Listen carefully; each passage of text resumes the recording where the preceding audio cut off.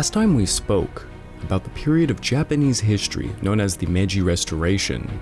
We also briefly covered major wars fought during that time period, such as the Boshin War, Satsuma Rebellion, First Sino-Japanese War, Boxer Rebellion, and the Russo-Japanese War. Quite a lot of conflict for a rather small nation going through rapid modernization.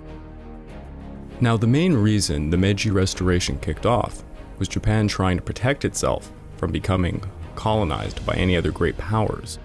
With Japan's victory over Russia during the Russo-Japanese War, Japan had proven itself on the world stage, shocking the great powers. Japan had emerged as a regional power, if not the main Asian power in the world. Yet victory was bittersweet. The peace negotiations mediated by Theodore Roosevelt did not allow Japan to receive the indemnity payments after the war that brought the nation to the brink of bankruptcy. Japan felt cheated and betrayed by the United States, and the relations would only sour from this point on. This episode will be on the rise of the Japanese Empire.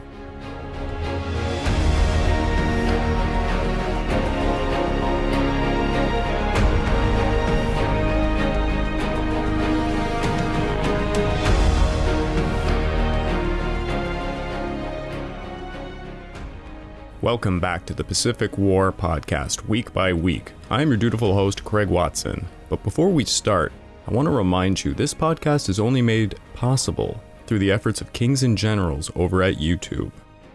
Perhaps you want to learn more about the history of Japan? I recommend their episodes on the Japanese warrior woman or the Ainu people of Japan. Of course, they have a wider collection of episodes on many historical events, so go give them a look over on YouTube.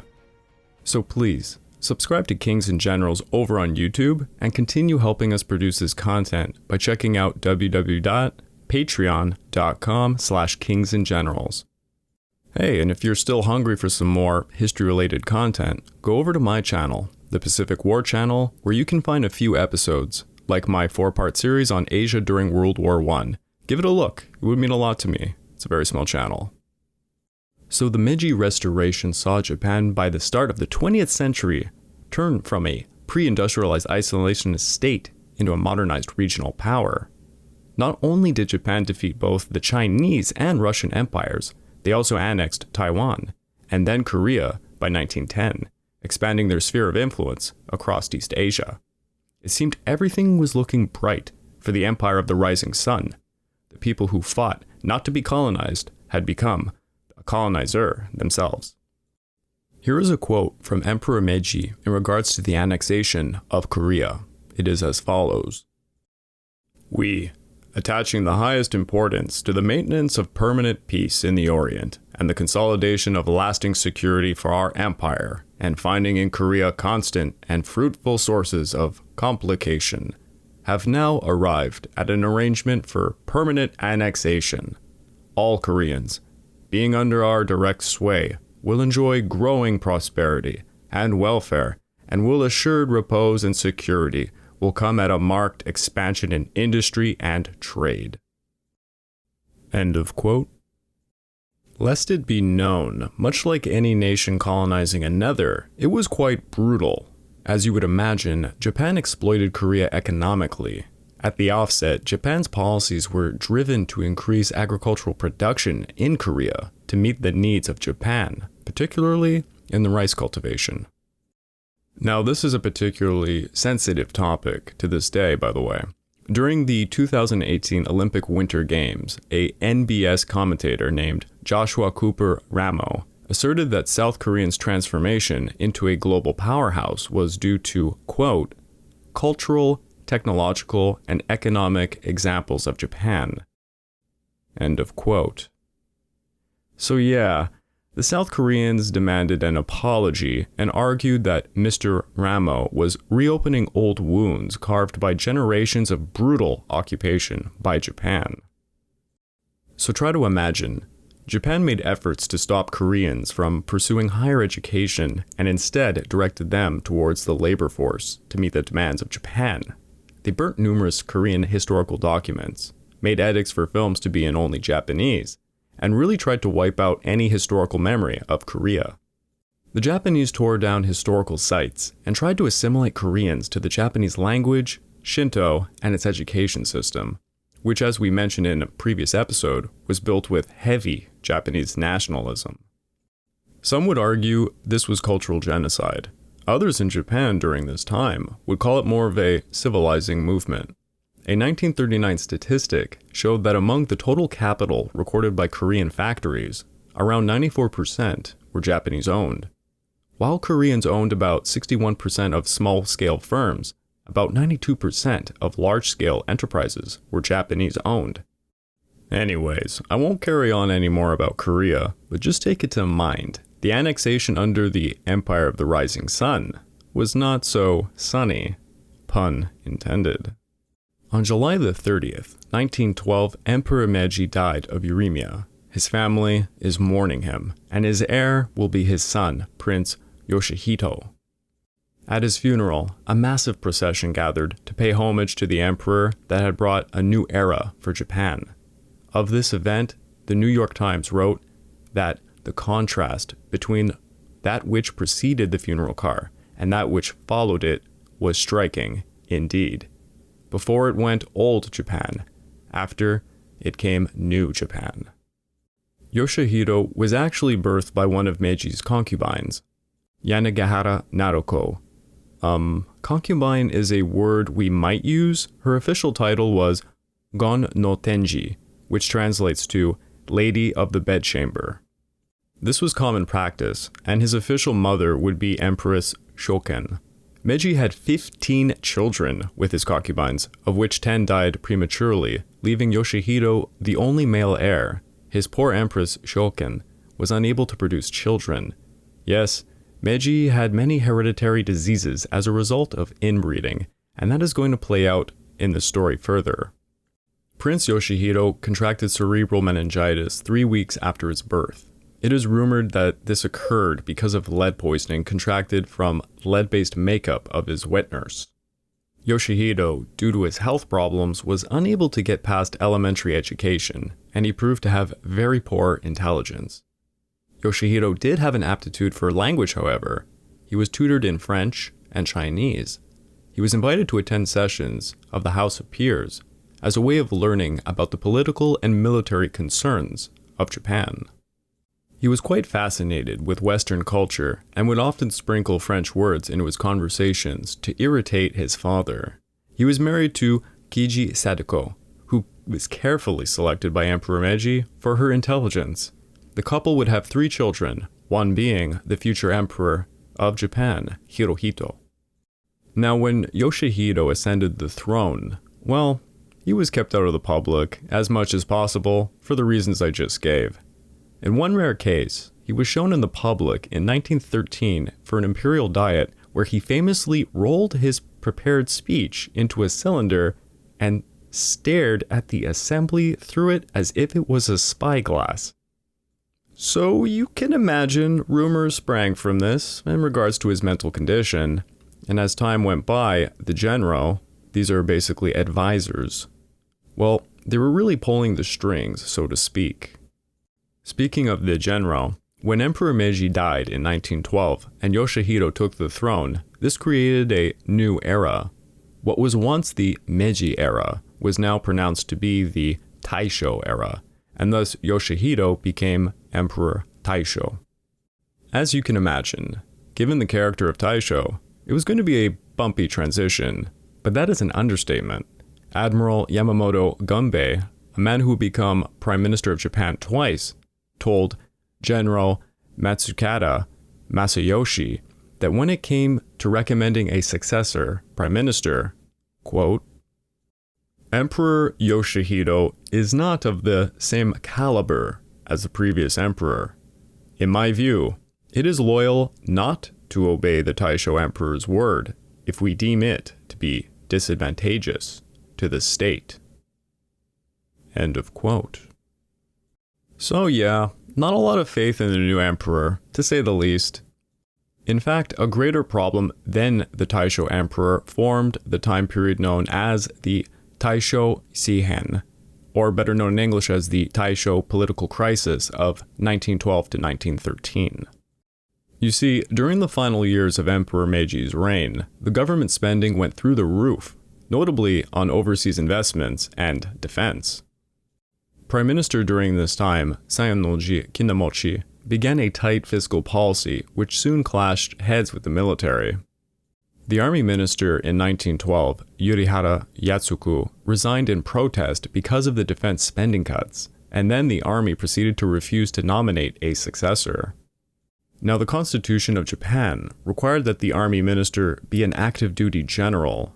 This led the cabinet to resign en masse, and the government of Saionji collapsed. Saionji resigned on December the 21st of 1912. The emperor, in response, appointed Katsura Taro, a former army general who had already served as prime minister twice, to form a new government. Katsura was not a popular choice with the public, who thought he would serve the needs of the military over the people. When Katsura took office, he faced immediate problems, such as the Navy. The Navy sought an increased budget to fund the construction of new battleships, and thus threatened to withhold the appointment of a new naval minister as a bargaining chip. Katsura, unlike the previous guy, went straight to the emperor, who issued an edict forcing the Navy to provide a new minister. After this, opposition parties attacked Katsura, forcing him to suspend the Diet on 3 occasions. Popular protests on top of this forced Katsura to resign on February the 20th of 1913, and he was replaced by Yamamoto Ganahoye, a former naval admiral. So this back and forth gives you sort of a look at what will become a major problem further down the road. The Constitution, as you can see, had problems, and the ability of the army or navy to withhold appointments of ministers was extremely problematic. This, amongst other parts of the Constitution, allowed the military to dominate the civilian government, and things would get increasingly worse. Now, we're going to take a little sidestep away from this fascinating character, who, one of my professors said, may have been mentally disabled, to talk about a small event known as World War I. So as many of you probably already know, World War I broke out, originating in Europe on July the 28th of 1914. If you're interested in certain battles of World War I, like perhaps the horrible Battle of Gallipoli, perhaps go check Kings and Generals over on YouTube. They have an episode on it, and I highly recommend it. It just so happens, as I'm writing notes for this very podcast, on my own YouTube channel, the Pacific War Channel, I'm creating a 4 or 5 part series on World War I in Asia. So, if it comes out in time, why don't you go check out my channel at the Pacific War Channel, where you can find the Siege of Tsingtao, German raiders of the Pacific during World War I, China during World War I, Japan during World War I, and if I find enough time, Vietnam during World War I. That's enough of me shilling for today. Oh, and by the way, for you bookworms out there, in case you really wanted to know more, 2 main books were used in preparing this episode. The Making of Modern Japan by Marius Jensen, literally a staple of any Japanese history class, and Hirohito and the Making of Modern Japan by Herbert P. Bix, which I can't recommend enough, as it contains information that was only made public in, I think, the year of 2000. Now, as we said in a previous episode, the British and Japanese signed the Anglo-Japanese Alliance of 1902, which was renewed in 1905 and then again in 1911. When World War I broke out, Germany, like many other great powers, held concessions in Asia, as well as in the Pacific. Notably, Germany held the sphere of influence in Shandong province and built the port city of Tsingtao. Yes, they also created the famous Tsingtao brewery. To defend their possessions in Asia and the Pacific, the Germans had the East Asia Squadron. When war broke out, Britain asked Japan for assistance in destroying the East Asia Squadron. So Japan sent Germany an ultimatum, demanding it withdraw its troops and hand over Tsingtao to Japan. Germany did not reply, and Japan declared war on them on August the 23rd, and then also in Austro-Hungary on August the 25th, as there was a single Austro-Hungarian warship named SMS Kaiserin Elizabeth docked in Tsingtao's port. The East Asia Squadron fled Tsingtao under Vice Admiral Maximilian von Spee into the Pacific.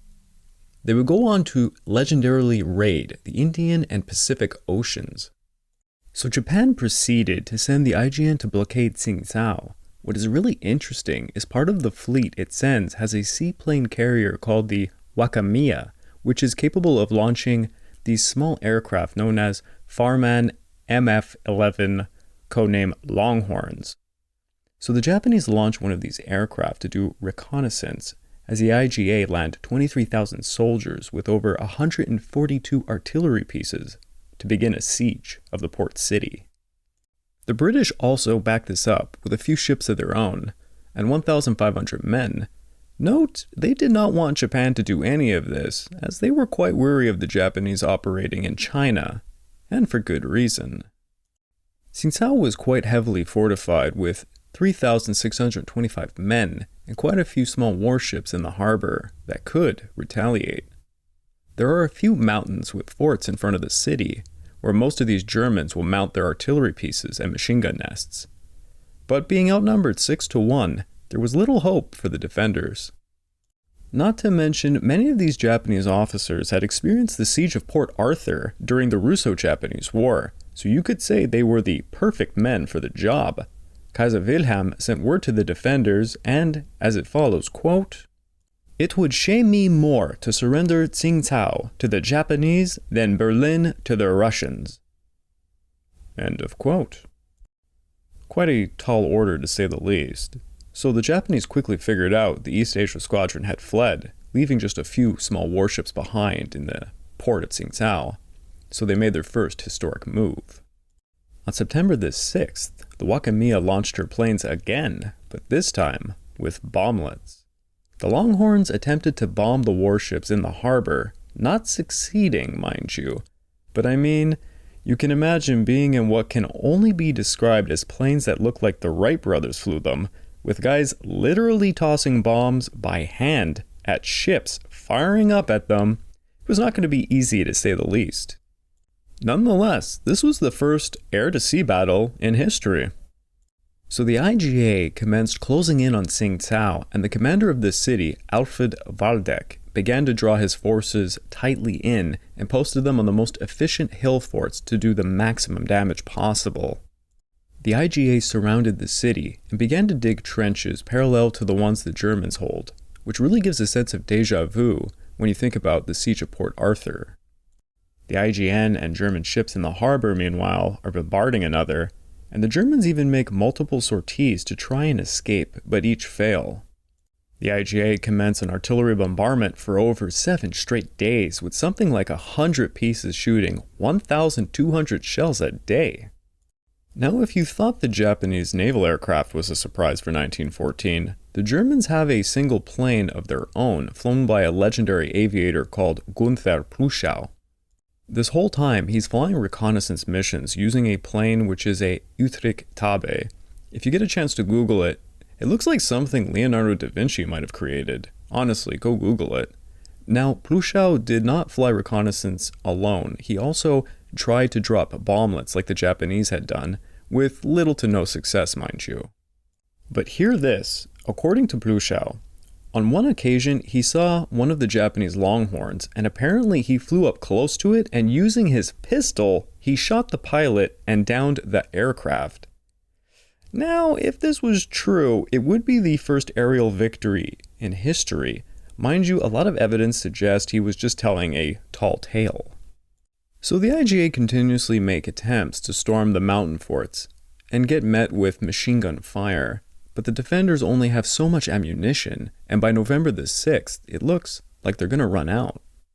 Pluschow is given the last dispatches and flies out to make his way to Berlin, which is a crazy story of its own. He would first go to Shanghai, San Francisco, New York, and Gibraltar, where he is captured and imprisoned in London as a POW, only to escape and flee to the Netherlands, and then finally end up back in Germany by August of 1915. He even serves during the remainder of the war, and then after the war becomes this renowned air explorer. In 1931, he dies in a tragic plane crash over Patagonia. Well, back in Tsingtao, the defenders do run out of ammunition on November the 6th, and the IJA realizes this. The IJA bayonet charged the lines of defense, overwhelming the defenders. Waldeck surrenders to the Japanese after the defenders had 199 dead and over 504 wounded. The Japanese suffered 733 dead, with over 1,282 wounded, and the small British force that was sent, they have 12 deaths and 53 wounded. What's sort of interesting is the Japanese take the remaining 4,700 German prisoners and ships them back to Japan where, well, they're treated quite well. Funny to visualize, but quite unlike World War II, the Japanese during World War I treated the POWs with respect and honestly, quite a lot of open friendliness. Some of the Germans who were part of the military band orchestra even toured Japan from 1914 to 1918 in their uniforms, and they became very popular. The experience of the good treatment was so much that after the war was concluded, 170 Germans chose to stay in Japan, most likely having found wives there. In the meanwhile, the German East Asia Squadron meets up in the Pacific. They send a single ship, the SMS Emden, into the Indian Ocean to raid, and boy, does it make a name for itself. The SMS Emden ends up destroying 2 Entente warships, sinks or captures over 16 British ships, 1 Russian ship, a bunch of Greek ships, and she bombards Madras, Penang, and British Malaya, setting off to destroy many wireless stations in the Cocos Islands, but unfortunately her raiding has done so much mayhem to the Entente powers that the HMS Sydney is sent out to hunt her down. As the SMS Emden is sending out Marines to destroy the wireless station on the Cocos Islands, she is attacked by the Sydney. The Emden is forced to abandon the Marines on the island as she's dueling the Sydney, which quickly outguns her. And the Emden ends up beaching herself on North Keeling Island as a result. The Sydney demands she surrender and shells her a few more times until the Emden complies. 130 of Emden's crew are killed during this battle, and the abandoned Marines, well, they end up stealing a schooner and eventually make their way to Constantinople by May. Now that was a single raider in the Indian Ocean. Meanwhile, the entire rest of the East Asia Squadron began to do the same thing, but in the Pacific. Von Spee has 4 ships with him, all cruisers. He sails out to attack Papeete in Tahiti with the goal of stealing their coal deposits and any allied shipping he can find. Remember, this is at a time when the majority of shipping uses coal, so you arguably have to coal up quite often, and since the Germans were isolated in the Pacific, with all their colonial possessions being taken from them, the only alternative was to raid. Papeete proves to be easy to push over, and the island has something like only 200 defenders versus von Spee's 1,500 sailors. The Germans sneak into the harbor and destroy 2 small warships while bombarding the coastal batteries. However, the defenders destroy their own coal deposits before von Spee's men can get their hands on it, and thus he shells the city a bit before leaving for the Easter Islands to coal up. Von Spee at this point decides to raid the Cape Horn and break for the Atlantic Ocean to get back to Germany. Unfortunately, the attack on Papeete notified the Allies of his location, and Rear Admiral Christopher Cradock was sent on patrol for the west coast of South America to hunt him down. Cradock has 4 cruisers and an older and quite obsolete pre-dreadnought called Canopus. Von Spee has his 4 cruisers and now another one called Dresden, which joins them. They're going to raid the South American coast. So von Spee is hunting one of Cradock's ships called the Glasgow, which is leaving the port of Coronel. In the meantime, Cradock was forced to leave Canopus behind because she was a very slow ship and she hindered his operations. Canopus was patrolling the south coast while all of this was going down. As Glasgow leaves the port, it gets word of von Spee's forces, which are approaching it at 20 knots. Glasgow tries to break out to sea to join Cradock's squadron and finds one of Cradock's slower moving ships, the Otranto. The 2 ships link up with Cradock's squadron and as a whole begin fleeing south towards the Canopus. Now Cradock has a dilemma. The slower moving Otranto is going to get caught by the faster German cruisers. He can take the 3 cruisers and abandon Otranto to link up with the Canopus, or he can stand and fight without Canopus. Cradock decides to stand and fight, and there are some reasons why he chose to do so. Before Cradock left Stanley in the Falkland Islands, he wrote a letter to be forwarded to the Admiral of the fleet, Sir Hedworth Mew, in the event of his death. In the letter, he stated he did not want to suffer the fate of his friend, Rear Admiral Ernest Tuberidge, who was awaiting a court-martial for failing to engage the enemy. The governor of the Falkland Islands said later he believed Cradock expected to die, and that, quote, Cradock was constitutionally incapable of refusing or even postponing action if there was even the smallest chance of success. End of quote.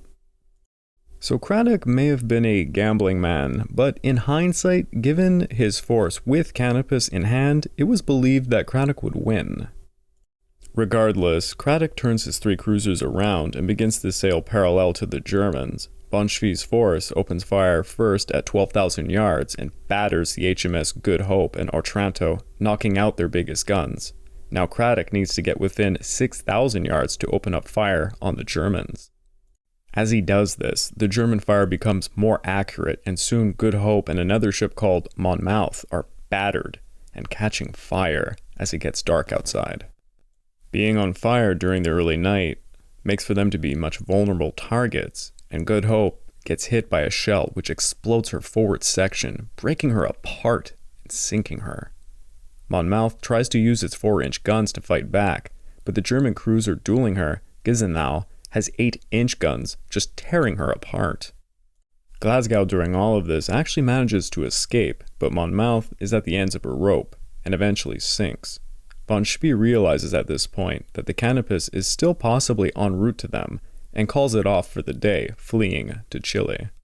Ironically, it's Glasgow and Otranto who survived this ordeal. Cradock was aboard the Monmouth and alongside his 1,660 crew goes down with his ship.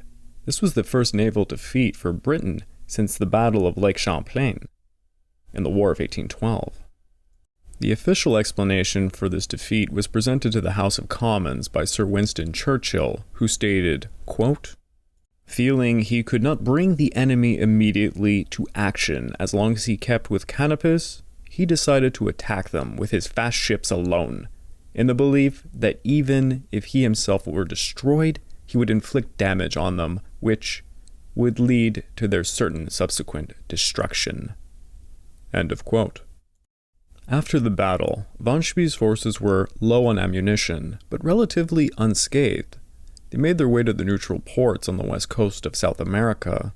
On November the 3rd, they entered Valparaiso harbor to the welcoming German population.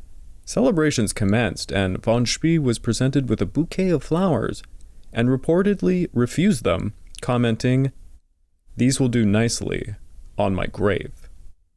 After the loss at the Battle of Coronel, the British had enough of the German raiders and ordered Admiral Sir Devonton Sturdy to hunt them down once and for all. He was given the battlecruisers HMS Invincible and Inflexible alongside 5 other cruisers. His force could reach around 25.5 knots, while Spee's could pull perhaps 22.5 knots by this point. Sturdy's force also held many 12-inch guns versus von Spee's 8-inch guns, so Sturdy was not only faster, he also outgunned Spee by a lot. Sturdy sailed his force through the Atlantic over to Port Stanley in the Falkland Islands to coal up before hunting down von Spee. Meanwhile, von Spee had finally decided to break through to the Atlantic to get back home to Germany. Now at this point, von Spee's force had plenty of coal. In fact, they had a lot. Yet when they made their way past the Cape Horn, von Spee proposed a raid on the Falkland Islands before returning home to Germany. The raid was of course unnecessary, as they had enough coal to carry on, and most of von Spee's captains opposed the idea. Nevertheless, von Spee got his way, and they made their way to Port Stanley in the Falkland Islands. Von Spee's vanguard was Gneisenau and the Nuremberg, which approached Stanley on the morning of December the 8th, 1914. To their shock, they were fired upon by the Canopus, which had been grounded behind a hill acting as a sort of coastal battery. Then they saw the tall masts of battlecruisers in the Port Stanley, realizing a large force was here, and von Spee gave the orders to flee to open sea. In unfortunate circumstances, if von Spee pressed the attack, sturdy ships would have been sitting ducks having to face the full broadside power of von Spee's force, who could maneuver to any position he pleased. Better yet, von Spee could have intentionally sunk one of his ships in front of the harbor, blocking the fleet and thus saving the rest of his, but he did not do so. Von Spee's ships were running for their lives when Sturdy finally got out of the harbor in pursuit, and their superior speed would more than make up for the head start. It was the two British battlecruisers who would catch up to the SMS Leipzig first. Von Spee knew he could not outrun the British force, so he took his heavy cruisers to do battle, trying to give the lighter cruisers a chance to flee. Initially, von Spee's cruisers had the advantageous position to fire, and the Scharnhorst and Gneisenau shelled the Invincible pretty well, but it did no significant damage. When the Invincible and Inflexible were in position to fire back, Scharnhorst and Gneisenau met them as Leipzig and Nuremberg fled. The two battlecruisers turned their broadsides at the two German cruisers and battered them. Scharnhorst's funnels were flattened, she lit on fire and sank, taking von Spee and her entire crew down with her. The Gneisenau dueled and evaded until she ran out of ammunition and was shelled until she sunk. 190 of her crew were rescued from the water later. Meanwhile, the two German cruisers that fled were being chased by British cruisers. Nuremberg was sailing at full speed until her engines blew, and then she turned to do battle. Because the Nuremberg blew her engines, the British cruiser Kent, which was hunting her, was able to maneuver around her and shelled her while Nuremberg could do barely anything to fire back. Nuremberg ends up rolling over and sinks after this disastrous duel. The last ship, Leipzig, in a similar fashion, runs out her engines, and the Glasgow catches up to her. Leipzig actually had also run out of ammunition, but still had her battle insignia up, so Glasgow shelled her a few times until Leipzig managed to send a flare-up. As Glasgow ceased fire, the Leipzig suddenly rolled over and sank, leaving only 18 survivors. Now, as I mentioned, von Spee died with his crew, and amongst the dead was two of his sons. 215 Germans were rescued, while over 1,871 died. The British had 10 deaths and 19 wounded. Quite a one-sided fight. Kaiser Wilhelm wrote a note after receiving a report of the naval battle, and it read, quote, "It remains a mystery what made Spee attack the Falkland Islands." End of quote. And one does wonder why he did it.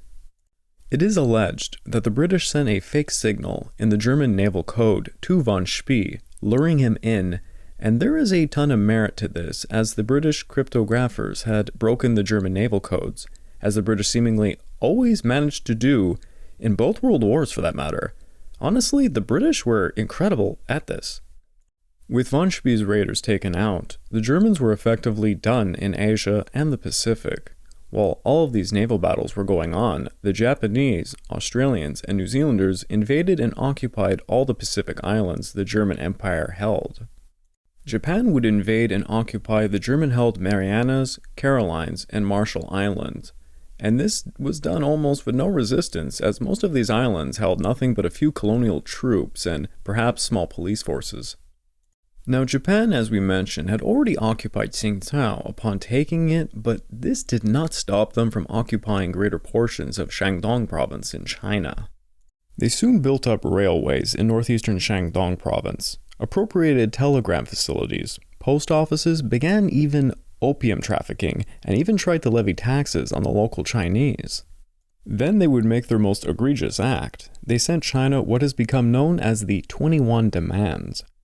China at this time was, to be frank, fractured. The newly formed Republic of China was in control of Yuan Shukai, and in no way does this mean all of China.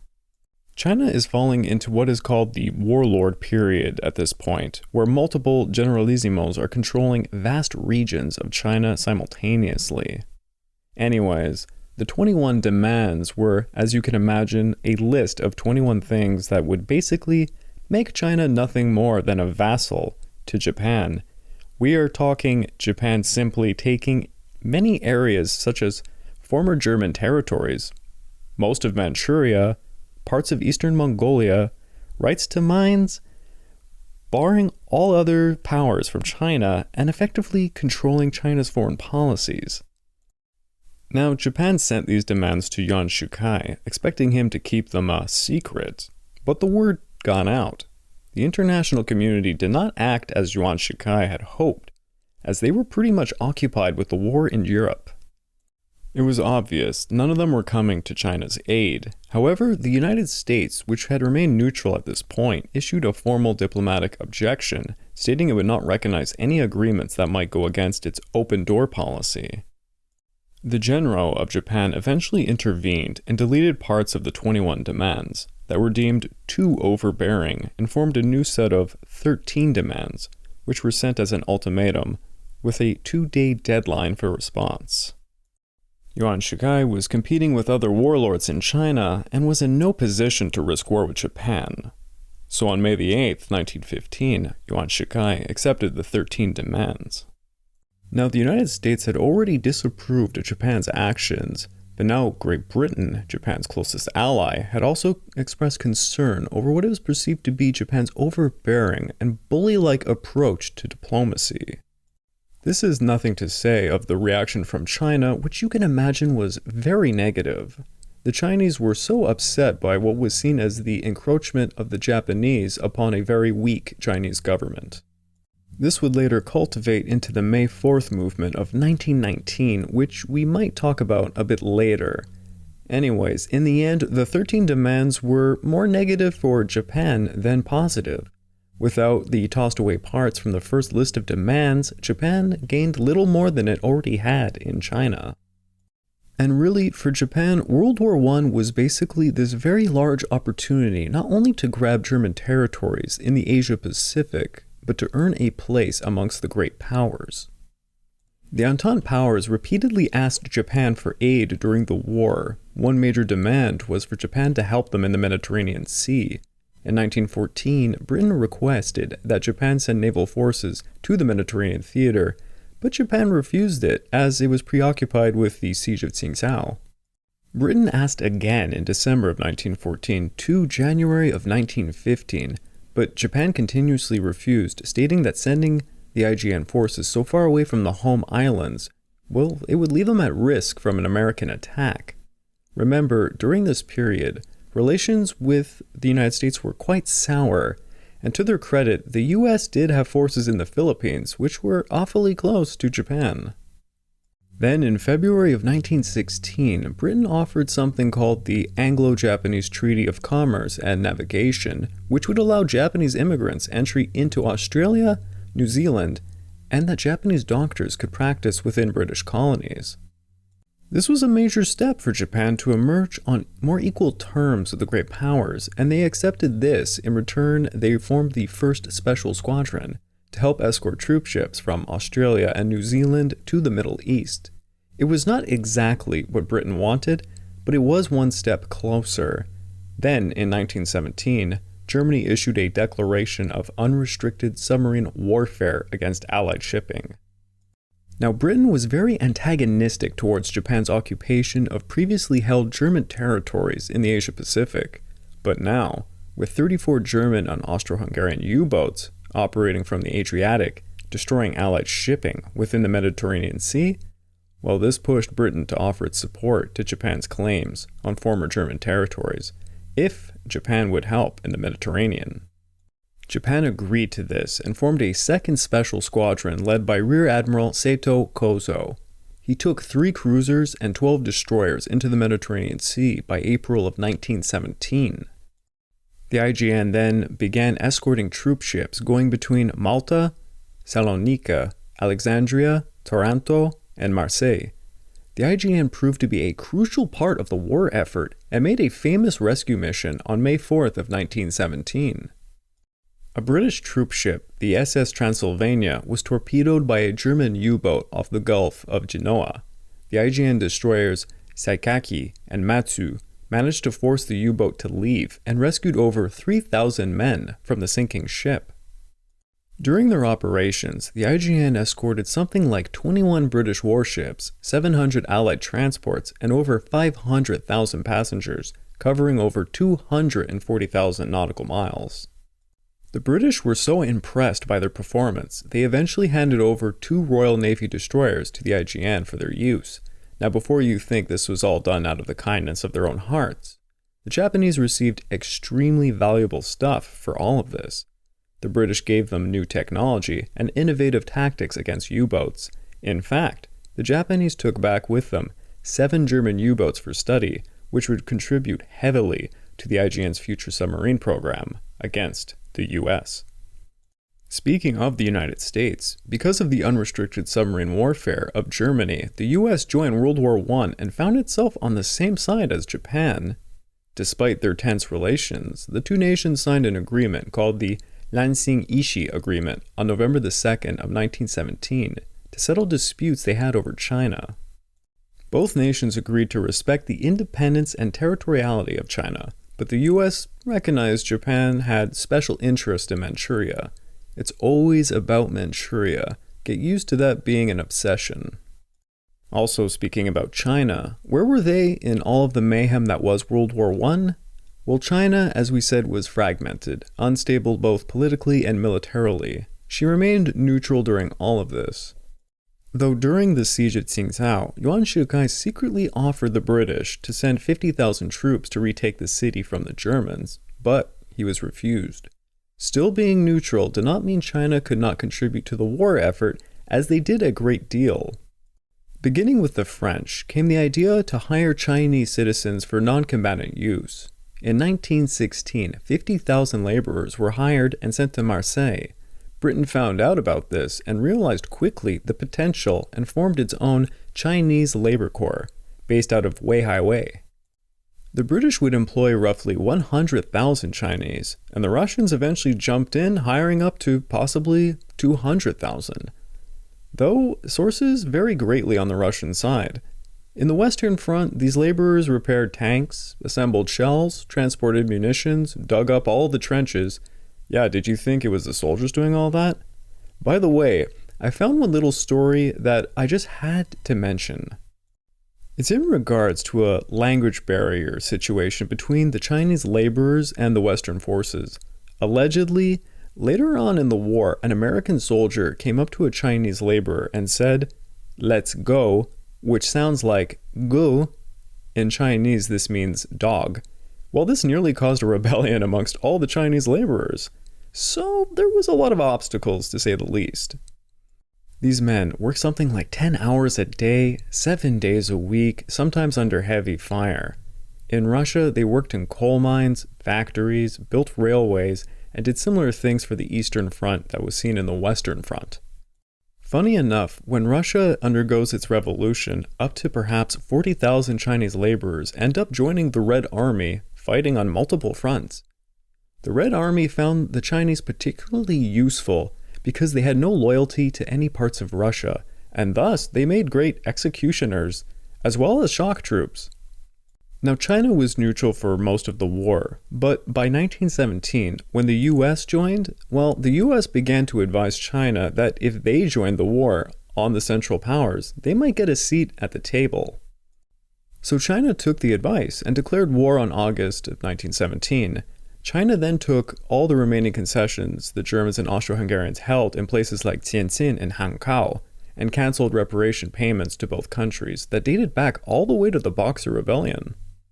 China never ended up sending any troops to places like the Western Front, but they would send 2,300 troops to Vladivostok in August of 1918 to help with the Siberian intervention. That little ordeal, which we can't really get into here, was when the Great Powers tried to help the White Russian forces against the Red Army. A lot of grievances were to be held between the United States and Japan, who both sent forces to help with this little adventure. You can also watch my Japan during World War I video if you want a more in-depth look at this entire ordeal. It's actually a pretty funny story, to say the least. And that would be found at the Pacific War channel over on YouTube. Now, when World War I came to an end and the Paris Peace Conference was being held, both China and Japan had very high expectations. China was given 2 seats at the table, while Japan was given 5 seats at the table since they had contributed combat troops. Japan was also given a seat at the table alongside the great powers. In fact, Japan got to sit beside the Big Four and was given a permanent seat on the Council of the new League of Nations. The Treaty of Versailles awarded Japan the territories it acquired from Germany, including Tsingtao, to the horror of the Chinese officials. China denounced this transfer, stating that Shandong province was the birthplace of Confucius, and that in fact, it was the same as saying Christians should concede Jerusalem.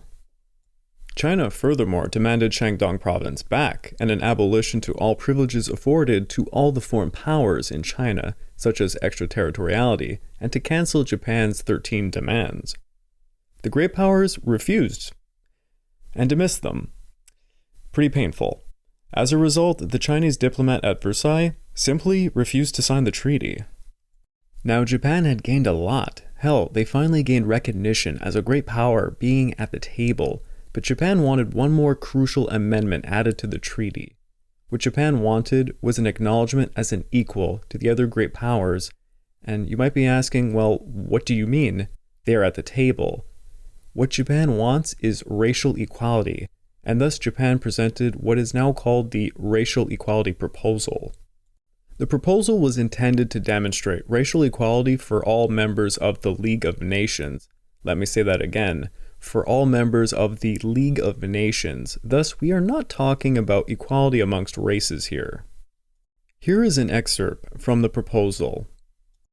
The equality of nations being a basic principle of the League of Nations, the high contracting parties agree to accord as soon as possible to all alien nationals of states, members of the League, equal and just treatment in every respect, making no distinction either in law or in fact on account of their race or nationality.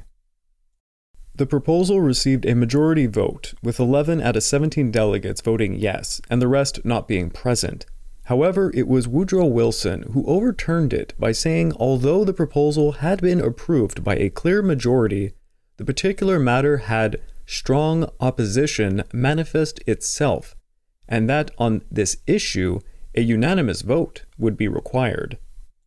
Another voice that raised opposition was Australian Prime Minister Billy Hughes, who stated the amendment would mean the end of the White Australia immigration policy. In fact, Billy Hughes was quoted to say his opposition at the meeting was based on, quote, 95 out of 100 Australians rejected the very idea of equality. No government could ever live for a day in Australia if it tampered with White Australia. The position is this: either the Japanese proposal means something or it means nothing. If the former, out with it. If the latter, why have it? Crikey. The Japanese diplomats met with Billy Hughes in a private meeting, by the way, and they described the man as, and I quote, Billy Hughes was a vulgar peasant who was loud and obnoxious. End of quote.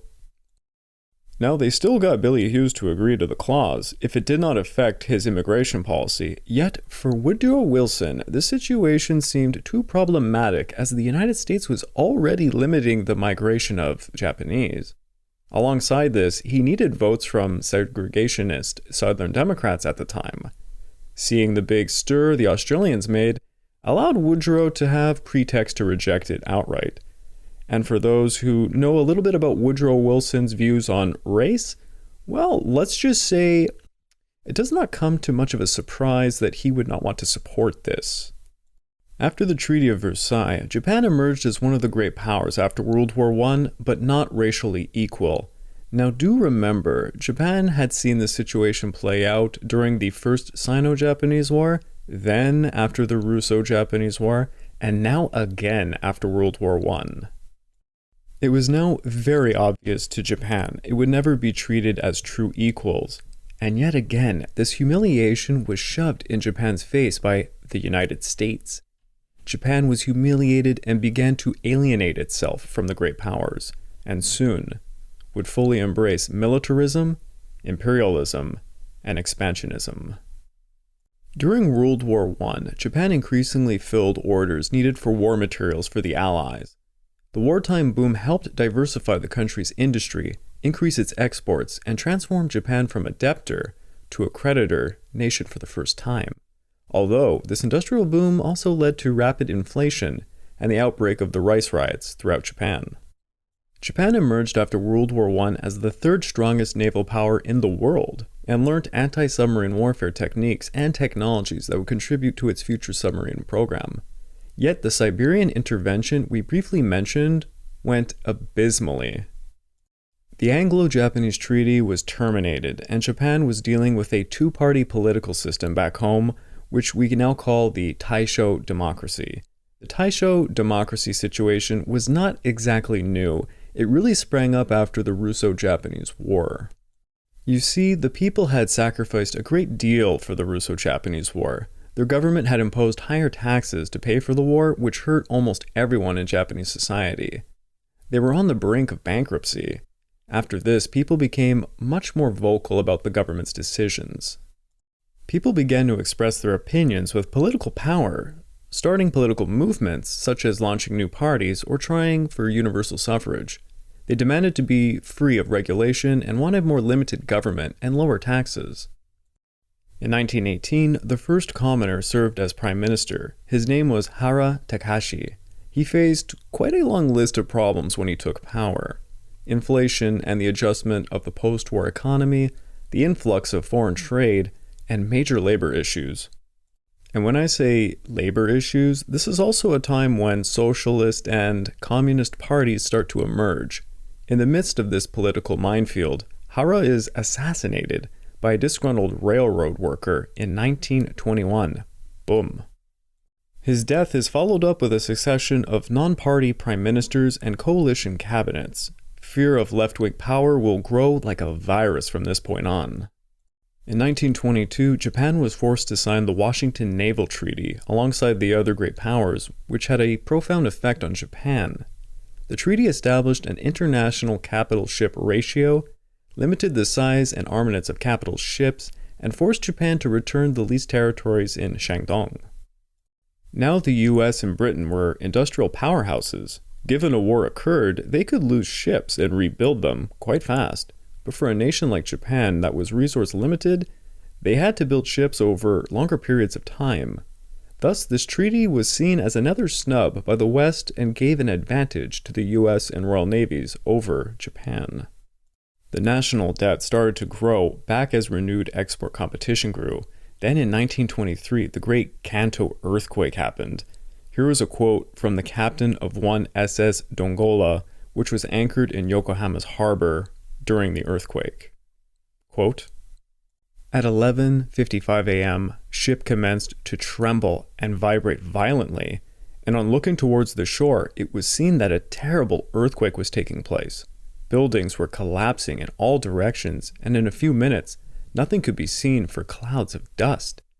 When these cleared away, fire could be seen starting in many directions, and in half an hour, the whole city was in flames." End of quote.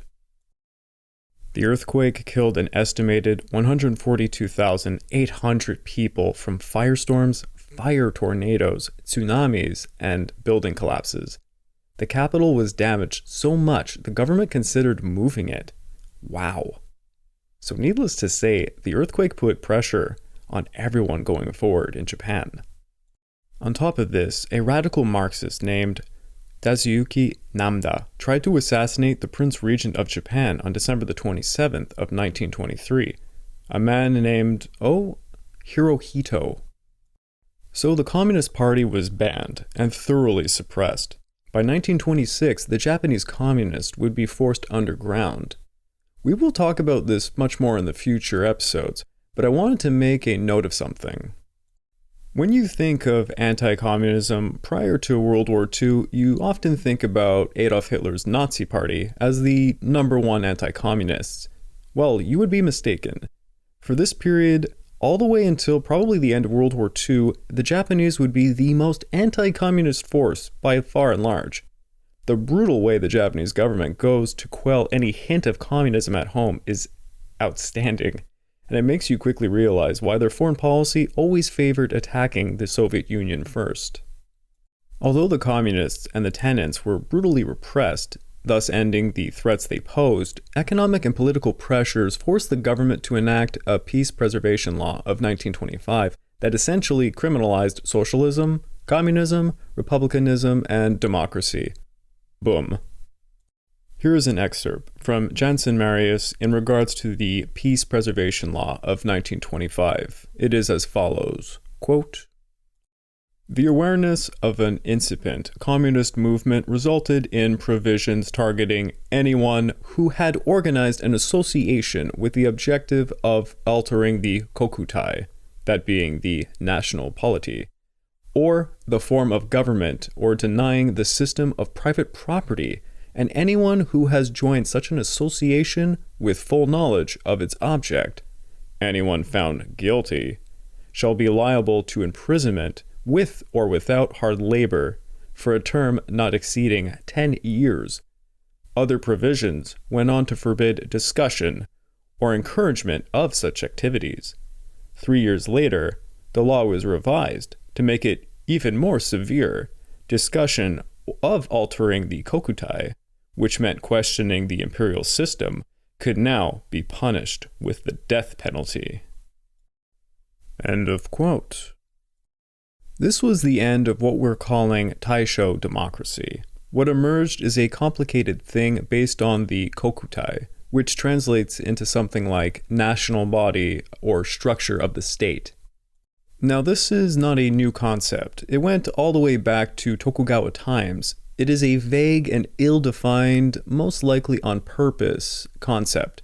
It represents all aspects of Japanese history and culture, and particularly that revolves around the authority of the emperor.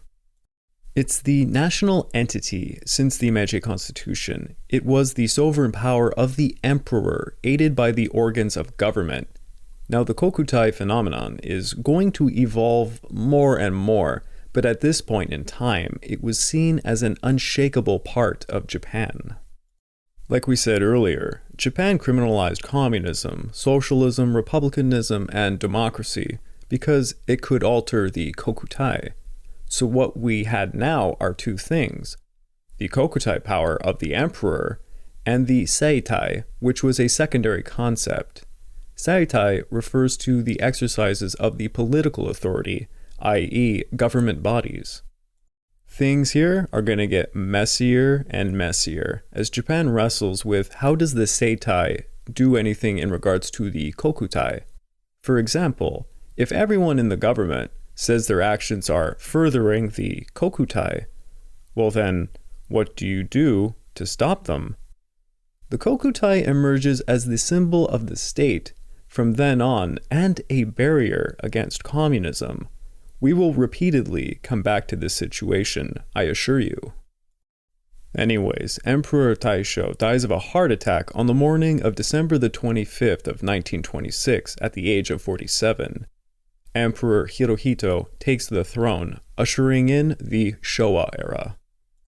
Hirohito came into a real mess when he took the throne. During his first year of reign, began what is now called the Showa financial crisis. You see, because of World War I, many companies invested heavily in increased production capacity, which caused an economic bubble. As you can imagine, after World War I, there was an economic slowdown, and the Kanto earthquake of 1923 certainly did not help. This led to an economic depression, and many businesses simply fell apart. The banks tried to issue discounted earthquake bonds. Yes, earthquake bonds. Really an interesting concept. However, by 1927, a rumor sprang out that the banks holding these bonds were going to go bankrupt. So as you can imagine, everyone who held a bond panicked, and everyone started selling all of them. The prime minister at the time, Wakatsuko, attempted to have an emergency decree issued to allow the banks to extend emergency loans to save them, but this request was denied by the Privy Council, and he was forced to resign. His successor, Prime Minister Tanaka Gichi, immediately issued a 3-week bank holiday and issued emergency loans. However, by this point, all the smaller banks collapsed, leaving only the large financial branches of the zaibatsu left. From this point on, the zaibatsu effectively dominated Japan's economy all the way to the end of 1945. Alongside the small banks' collapse, many businesses went bankrupt, exports decreased, silk and rice prices plummeted, and unemployment skyrocketed. The situation worsened with the Great Depression of 1929, leading Japan's finance minister, Takahashi Kirikyo, to devalue the currency and provide economic relief measures that would be very successful. And during all of this, something else was growing. That was the emperor-centered ultra-nationalism, which some might describe as Japanese fascism. This new nationalism leaned heavily on the Bushido moral code. To be more precise, it was based on romanticized versions, or better said, a bastardized version of it. Now, take into account the racial discrimination aspect at this time. Japan had been humiliated based on race countless times and continued to be barred from immigration from white-dominated countries. To combat this, the Showa era saw the emergence of a racial superiority complex. Japan began to discriminate against other Asiatic nations in the same fashion that was done to them by the white great powers. They formed racial theories based on the sacred nature of their Yamato race being the superior Asiatic race. This all coincided in a time when other groups were forming similar ideology, like, let's say, the Nazi Party. Speaking about the Nazi Party, they would have quite a large influence on many Japanese high officials. Two factions emerged within the military at this time, the Toseiha, Control faction, and Kodoha, Imperial Way faction. The military at this time became obsessed with the perceived threat of the ABCD powers, that being America, Britain, China, and the Dutch, and the largest threat was always the Soviet Union. Japan was isolated. They had no real allies, and they believed the only solution to these perceived threats, well, it was for the Empire of Japan to go to war. The civilian government had lost control, and Japan's military began to move independently of the government. This time period has been coined the name government by assassination, and for good reason. Just about all government leaders will be assassinated at some point, or attempts to assassinate them will be made. Now, like I said, two factions formed, and they were both militaristic, favoring a policy of expansionism associated with a dictatorship under the emperor. To try and give a bit of a better description, here is an excerpt from Herbert P. Bix.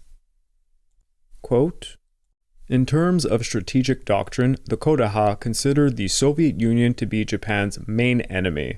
They emphasized military and national spirit over material force, a principle that had become army doctrine after the Russo-Japanese War. The Toseiha, on the other hand, gave priority to military modernization and the establishment of a national defense state, a term borrowed from Nazi Germany.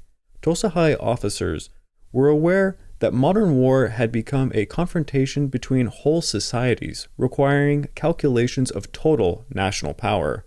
War against both the United States and the Soviet Union would require the technological upgrading of the army and navy, the modernization of industry, and the spiritual mobilization of the entire Japanese nation." End of quote. Now, they were not all that different when it came to their goals, but how they would achieve them is where you find some differences.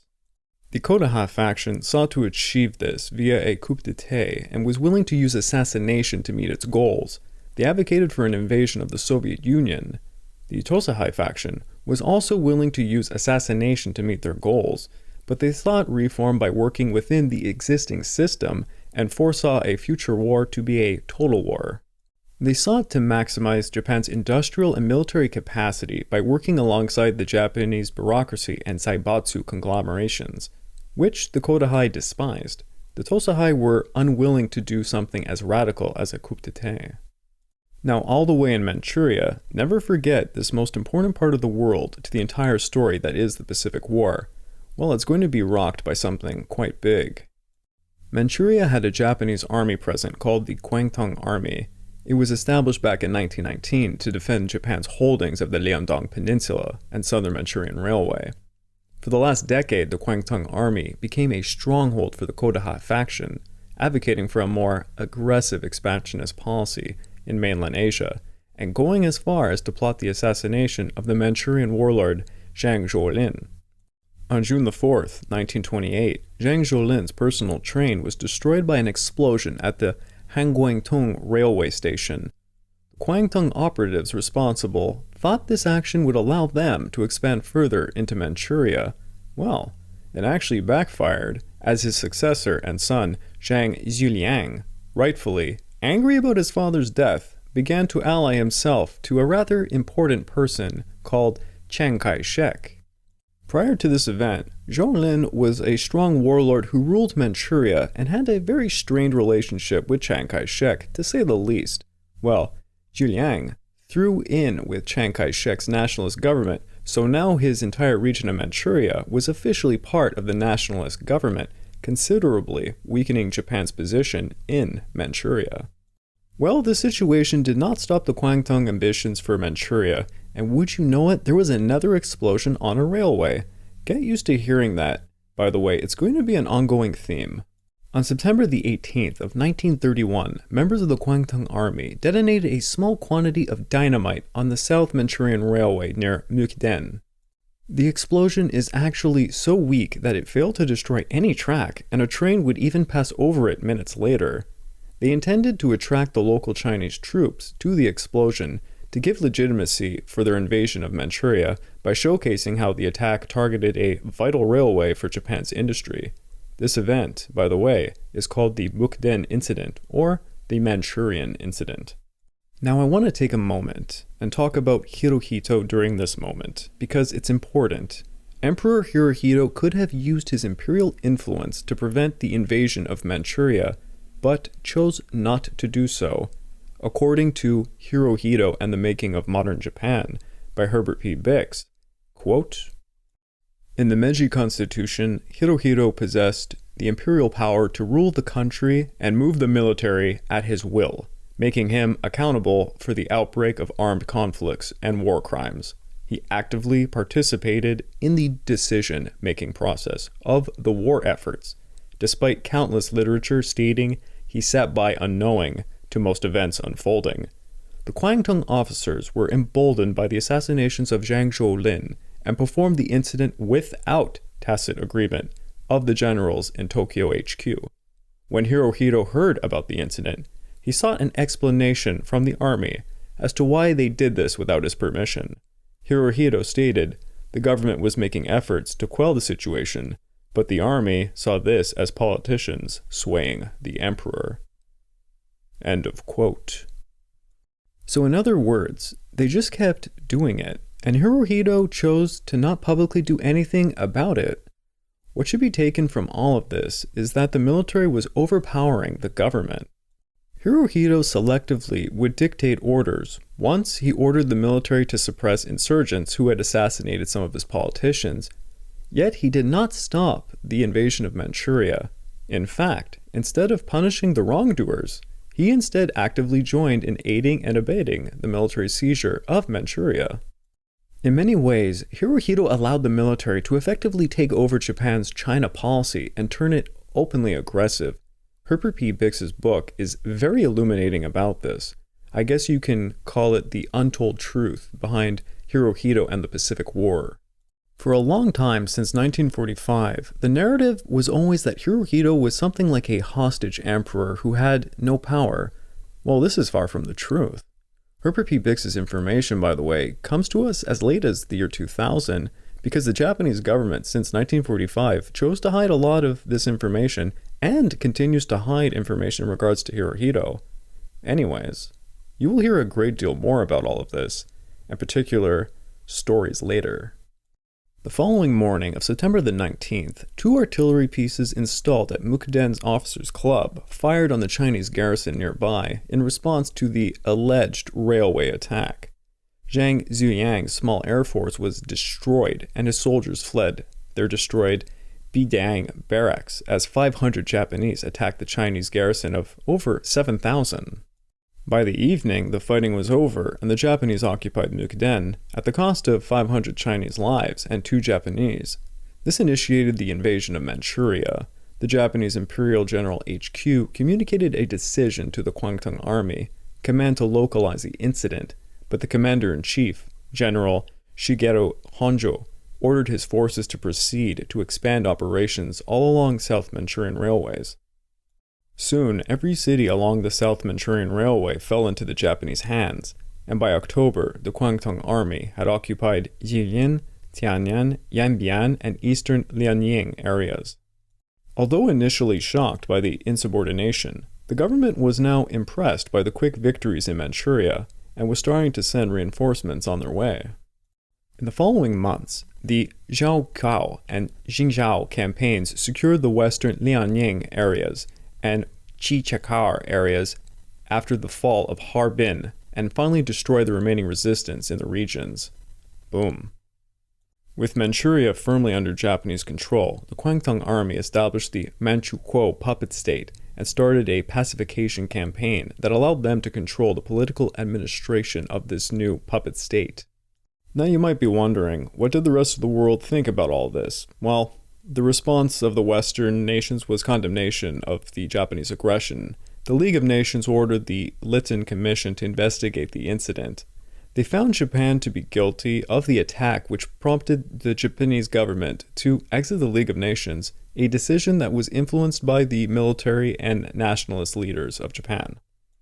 Hirohito had a hand to play in all of this, by the way, when it came to leaving the League of Nations. He was quite pleased that the army had expanded the empire into the resource-rich region of Manchuria. Manchuria, of course, was a breadbasket, and the agricultural land and its produce would aid Japan for decades to come. In the face of such gains, Hirohito signed off on the withdrawal of the League of Nations happily. In spring of 1932, Prime Minister Inokai Tsuyoshi was assassinated by 11 young naval officers in an event that became known as the May 15 incident. The young officers were angry about the ratification of the London Naval Treaty, which was an extension of the Washington Naval Treaty, limiting the size of the IJN. They thought by performing this assassination, they could perhaps overthrow the government and replace it with a military rule. The 11 officers all were around 20 years old, by the way. They went to Yunaki's residence, and before they shot him, we have his last words, and they are as followed, quote, "If I could speak, you would understand." One of the officers replied, "Dialogue is useless." And they shot him. End of quote. The 11 officers were court-martialed, but during the trial, they all proclaimed their loyalty to the emperor, and this aroused popular sympathy for reforms in the government and its economy. Over 110,000 petitions flooded in, apparently written in blood from sympathizers around the country, pleading for a lenient sentence for the officers. 9 youths from Niigata asked to be tried by the court instead of the accused, and sent the court a jar of their own pickled, severed pinky fingers as a gesture of sincerity. Wow! The punishment was very light, as you can imagine. This incident eroded the rule of law and the democratic-led government quite a bit. This also led Hirohito to abandon support for the constitutional government conducted by party cabinets. Now cabinets would be of national unity, headed by admirals and generals. Then in late February of 1936, a military insurrection took place in Tokyo, and it took the life of Hirohito's closest political advisor, amongst many others. This event is known as the February 26 coup attempt. It was led by many members of the Kodoha faction within the IGA. The insurrectionists, a group of IGA officers, believed the problems facing Japan were a result of Japan's straying away from the Kokutai. They saw the privileged classes exploiting the common people, leading to widespread poverty, and must be deceiving the emperor and thus usurping his power, further weakening Japan. They had 7 targets to assassinate, including 2 former prime ministers. Around 1,400 troops made an attack on the prime minister's residence and other buildings in Tokyo. They killed Minister Saito Mokoto, Finance Minister Takahashi Korekiyo, and the Army Inspector General of Military Training Watanabe Jotaro. They had a list of demands that included things like the arrest and dismissal of certain officers and the appointment of a new cabinet led by General Kawashima, who was a leader amongst the Kodoha faction, and to pay more attention to the conquering of Asia. When Hirohito found out about the ongoing coup, he was furious and demanded the military end the incident. According to Herbert P. Bix's book, Hirohito also might have had a fear the insurrectionists might enlist his brother, Prince Yoshihito, in forcing him to abdicate. This idea actually remains sort of a conspiracy theory to this day, by the way. Now, the insurrectionist demands were presented to Hirohito, and he refused them, and he demanded the uprising be suppressed. In fact, Hirohito declared administrative martial law based on Article 8 of the Constitution, and was formally invoking his sovereign powers in doing so. The goal of the insurrectionists to appoint a new military-dominated cabinet centered around their followers failed as a result of Hirohito putting his foot down. Over the next few days, the efforts to quell the rebellion were not going swiftly enough, and Hirohito was so angry he threatened to assume personal command of the Imperial Guard and to order the attack upon the rebels himself. Knowing they had lost the battle, the rebels eventually gave themselves up. Many committed suicide. The Kodoha faction was mostly purged by the Toseiha faction of the military, and those who survived were forced to join the Toseiha faction. A certain member of the Toseiha faction, by the way, was Hideki Tojo, who ordered the arrest of all the officers in the Kwantung Army suspected of supporting the coup. Now I'd like you to take notice of two things. 1. Hirohito used his authority to suppress this event. It goes to show, despite a lot of rhetoric about the actual authority Hirohito had, he proved during this time he could put his foot down when he chose to do so. Key words, chose to do so. Second, despite the failure of the coup, a lot of the goals of the insurrectionists were actually obtained. Remember, the Toseiha had more or less the same goals as the Kodoha faction. They began to move forward with them. A new cabinet was formed, and now only active duty officers would be allowed to serve as the Minister of War and the Minister of the Navy. Until this point, reservists and retired officers had been allowed to serve these positions. This change would have far-reaching implications for the Japanese government, as it effectively gave the military veto powers over government policies. By asking a minister to resign and refusing to appoint a new one, the military could cause the government to fall at their leisure. Alongside this, they expanded the military's budget and increased the size of the standing army in Manchuria threefold. They abandoned the London Naval Treaty, which was the cornerstone of the February 26 purge, and pressed more war on China.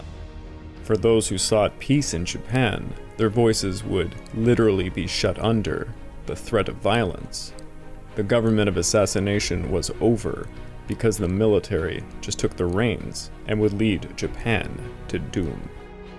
I would like to take this time to remind you all that this podcast is only made possible through the efforts of Kings and Generals over at YouTube. Please go subscribe to Kings and Generals, and if you could, help us produce more content by checking out www.patreon.com/kingsandgenerals. Hey, and if you're still hungry after all that, why don't you go check out my channel on YouTube, the Pacific War Channel. It would mean a lot to me. Well, alrighty, I hope you enjoyed that rather complicated part of Japanese history. Wish I could have done it more justice, talk a little bit more about the 1920s, early 1930s, but the show must really go on. So why don't you join us next time as we dive across the Pacific to see the situation in the good old US of A.